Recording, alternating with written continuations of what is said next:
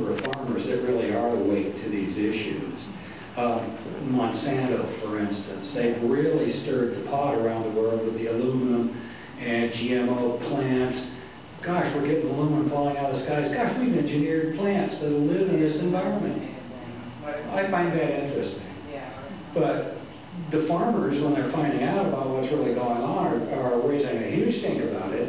And a lot of them are getting a whole lot more environmentally consciousness about what's going on with the crops. They're realizing you can't just trust everyone. What's really going on? So they need to ask the questions. And as long as you're providing information to them, at some point in time there's a saturation that occurs. And you know, as it builds up, there's going to be a plateau. And it's happening right now in public information. Rosalind and I started talking about these issues a long time ago, and it's been gratifying to watch how it's now. It's been, I'm not saying we are the two that spread it, it's just that it's been escalating like a snowball going downhill, and there are a lot more people aware. And as long as we can raise the consciousness, and as long as we're all together, you know, we have a common ground. We need to be together. We're about to go through, I think, some really big changes that most people really aren't aware of. But if we do that in an enlightened way, then that's actually how it's going to happen. We're hugely powerful beings. We're just waking up to that fact. Yes. I have kind of a follow-up, a comment, and then another question. I think most of the members of the U.S. Congress and the U.S. Senate are either of the Republican or the Democratic Party. And, you know, we might look into some Green Party or some Peace and Freedom Party candidates in the future that won't agree to this whole poisoning of our planet. Now, the other question is, now, who's paying for all this? I mean, one flight, what do you, $300 to somewhere, and that's one seat on one of these airplanes? What kind of money is that? That's very, very, very expensive when you especially see, you know, 6, 8, 10 chemtrails at one afternoon at any given time. We are paying for it. And how is that, and how much goes into the Defense Department black budget program? Is this billions, and where are they getting it? Is this the Defense Department, Pentagon stuff that's the money is? Look, you have to realize we're an military-industrial complex. All right. Things are not what you think.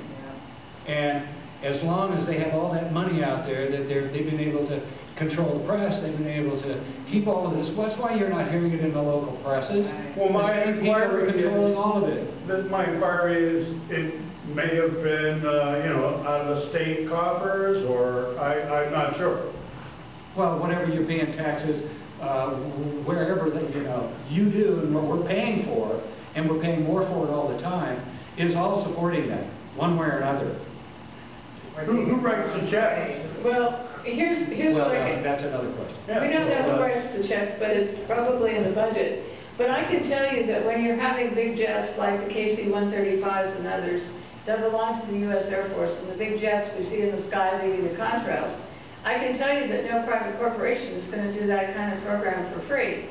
I can tell you that the rocket programs used by the Navy to put up aluminum oxide dust clouds, that's the NASA budget, that's the U.S. Air Force budget, that's the military budget.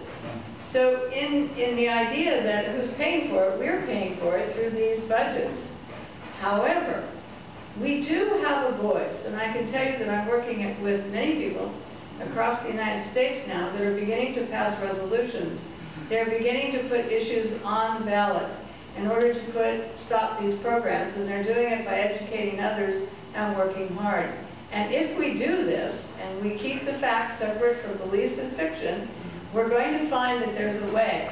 And when you're talking about jet contrails, for example, and their impact on weather, and they're creating some global warming for us because they hold the heat in, trapping water vapor.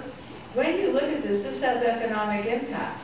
We have to tell our county, for example, in Mendocino County, we're working on this, to go green. If they want to go green and they want to reduce global warming, then they've got to, then we've got to ban this type of traffic over Mendocino County. In other words, go green. If we want to preserve our marine mammals, I mean, Marin County, Lake County, Mendocino County, Humboldt County, all wrote letters, all stood and weighed in, and all the commissioners in they don't have counties in Oregon, they have commissions, but they all started to weigh in because we started to put pressure. So the more we put pressure and the more that we say that there's certain things we don't want, we're willing to go and take our 3 minutes public time and speak, talk to, educate our elected officials on the issue, the more we're going to have a voice. And what kind of a life do we want in the future? That's up to us. That is not up to somebody else, somewhere else. That's up to us deciding and saying yes or no. Yes? My question kind of relates to the high-speed rail in California. Yes. Do you think it would be more beneficial to go to that style of transportation?